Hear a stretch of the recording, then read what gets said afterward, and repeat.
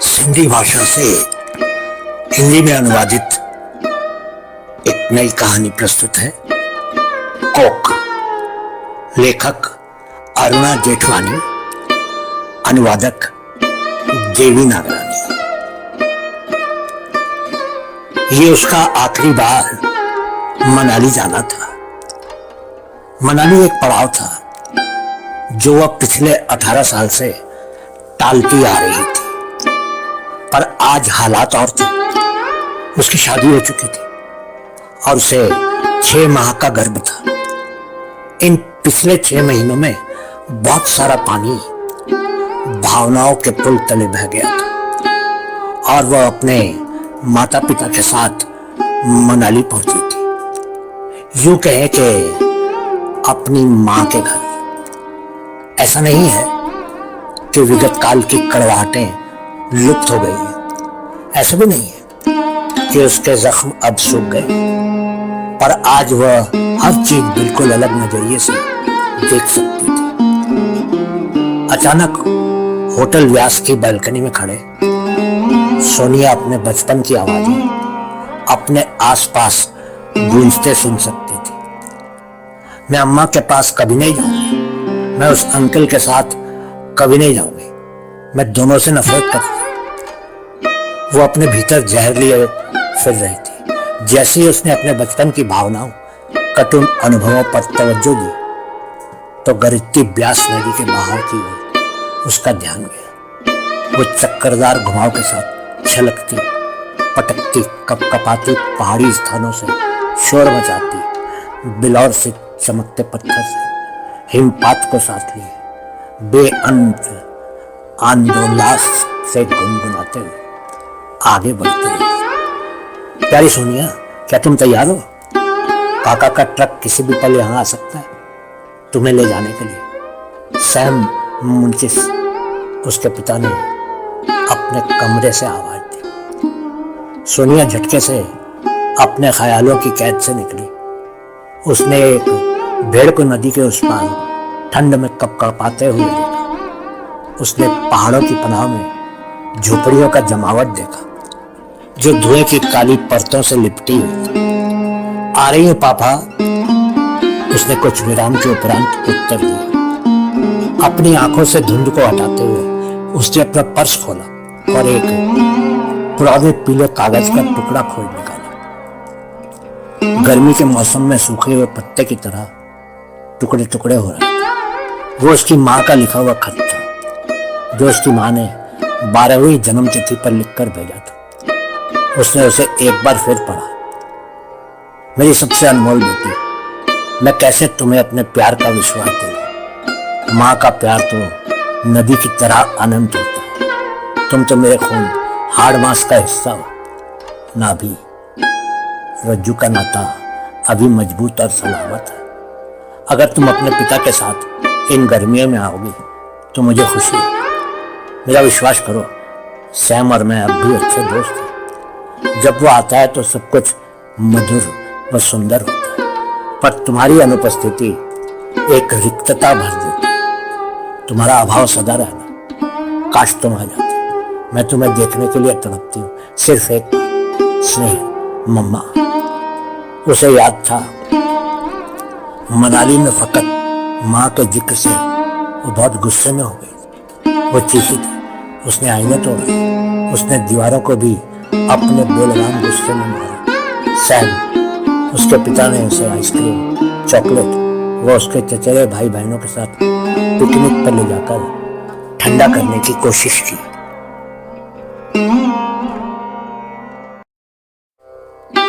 सोना, मेरी बच्ची, उसके पिता सैम ने फिर आवाज दी। झटके से उसे जैसे होश आया और उसे एहसास हुआ कि वह अभी तक चित्र को थामे हुई थी।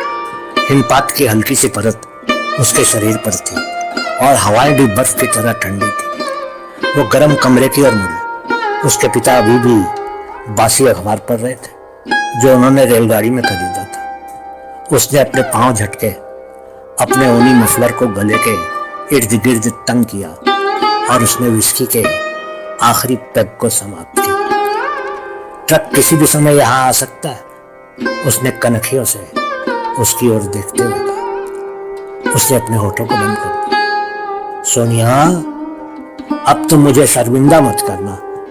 एक छिपा हुआ डर उसकी आंखों से जाहिर था।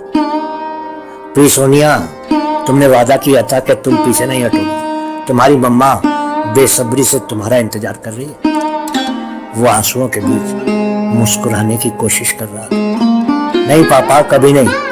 ऐसा कहते हुए उसने अपनी बाहें सैम के इर्द गिर्द लपेटी और उसे चूम लिया। पापा, मैं मम्मा से मिलना चाहती हूँ। मैं निश्चित ही, उसने शब्दों को अपने भीतर जब्त करते हुए कहा। सैम ने उसकी आंखों में देखा। सोनिया, तुमने कभी एक बार भी ये नहीं पूछा कि क्यों मैंने तुम्हारी माँ डॉली को काका के साथ शादी करने दी। ये सवाल था जो पापा ने कल रात ट्रेन में भी उससे किया।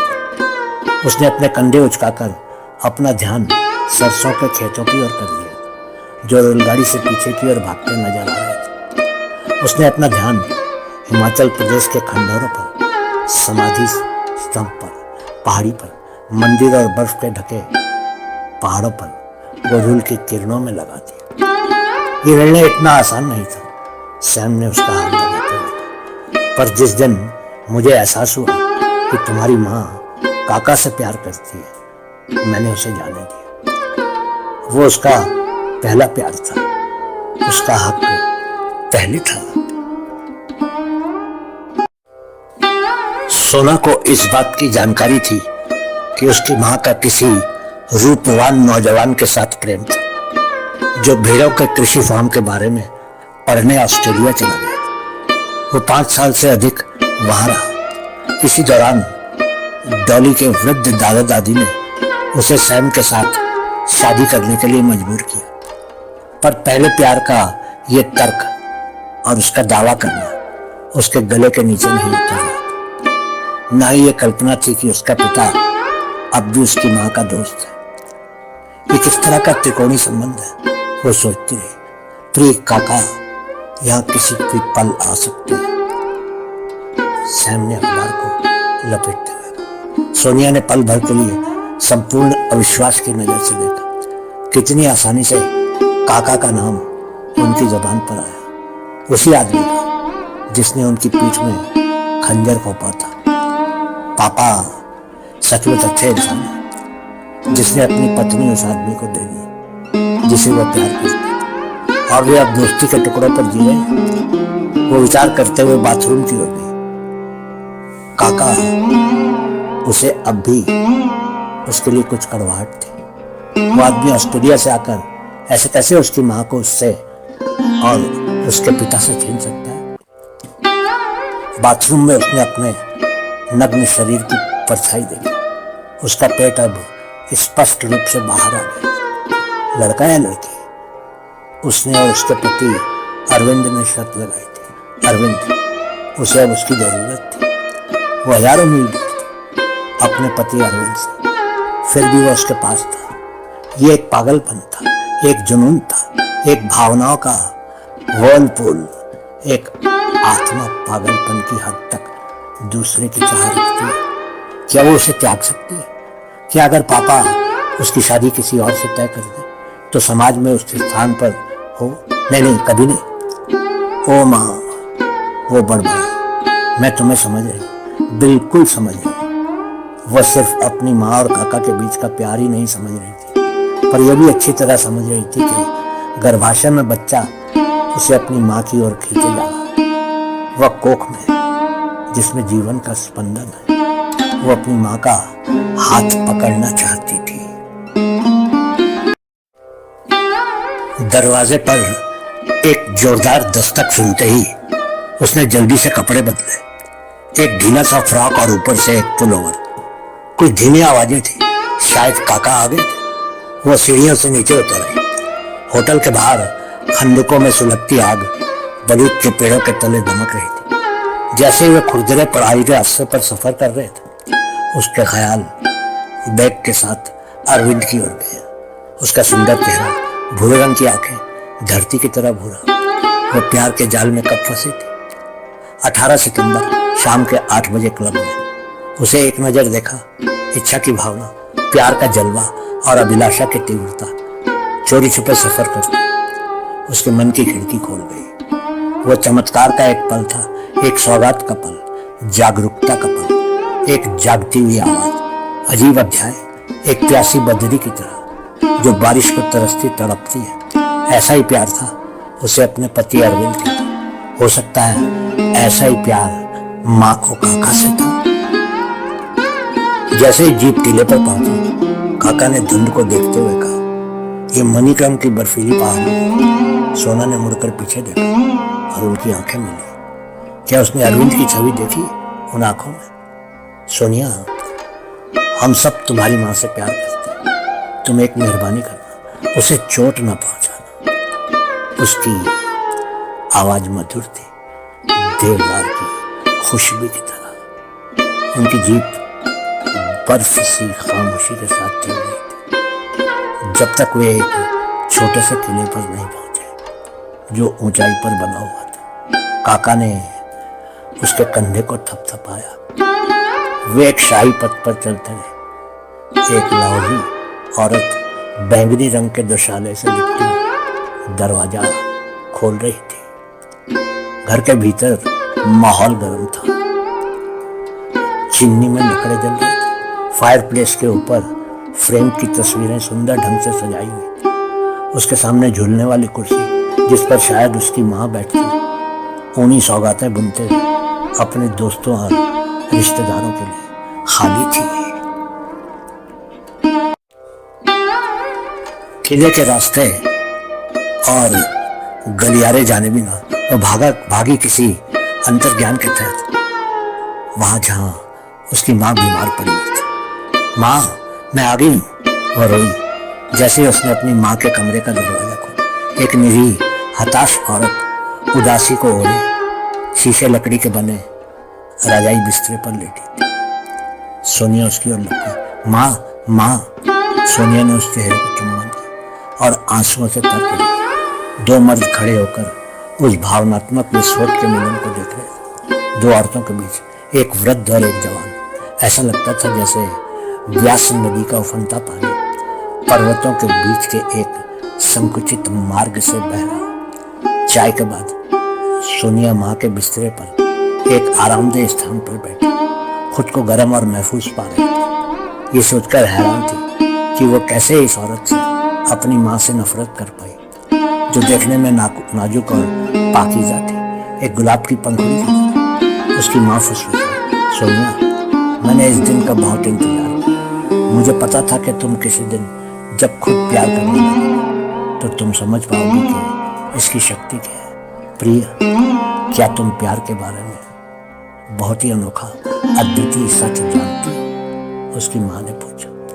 हाँ मम्मा, एक प्यार की चिंगारी दूसरी को प्रज्वलित करती है। और उसने अपनी माँ को फिर से चूमा।